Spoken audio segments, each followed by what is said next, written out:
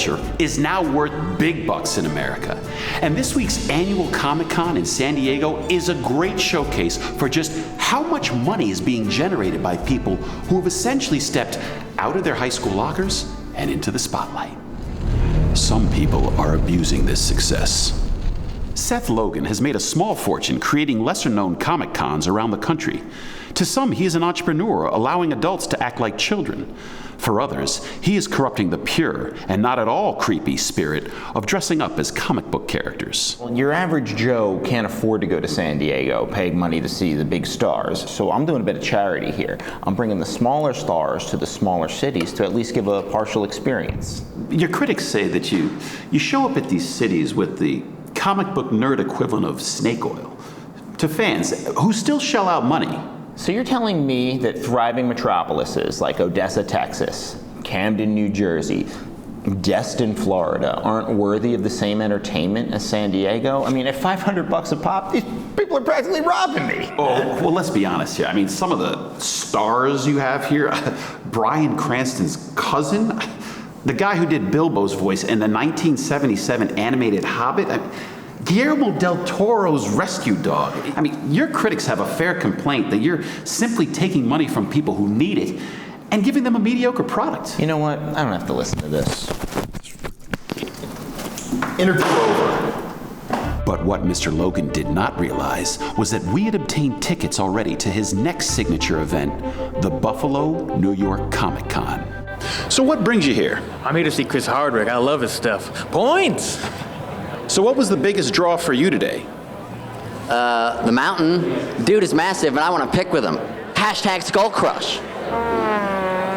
What brings you to the Buffalo Comic Con? Oh, I get a ton of at these things. You come here for sex? Sure, I mean, I have my share of like good and bad dates, but this is just one long bone fest, you know?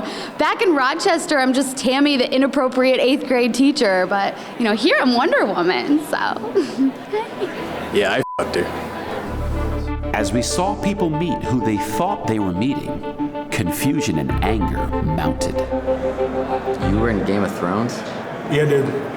The Mountain, Season 2, 12 seconds, no dialogue. Look it up on IMDb. Hey man, if I was in the Mountain, could I do this?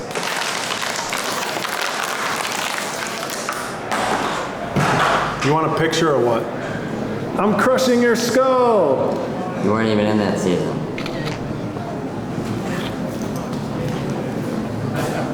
You don't look like Chris Hardwick. What does the sign say? Chris Hardwick. Just do the thing, Points. See, gave you points, Chris Hardwick. See ya. Just keep it up, dude. You aren't Henry Cavill. You weren't in Immortals or Man of Steel. The fuck you mean I ain't Harry Cargill? Don't you see the S on my chest? The camera makes you look wider. Everybody knows that. This is bull. Now, do you want a picture of what, mother? Why the f? Whoa! Keep it cool, baby. Keep it cool. All right, listen. That guy is not to be with. He's doing this as community service. I'm letting him do that as a favor to his brother, who I owe money to. So just take the picture. Wait, you actually are Robin Thicke? Yeah, baby, I hit hard times since Paul left me. I would love to fall on your hard times. I will literally do anything for $200 right now. Oh my god, I want to hit an ATM. Okay.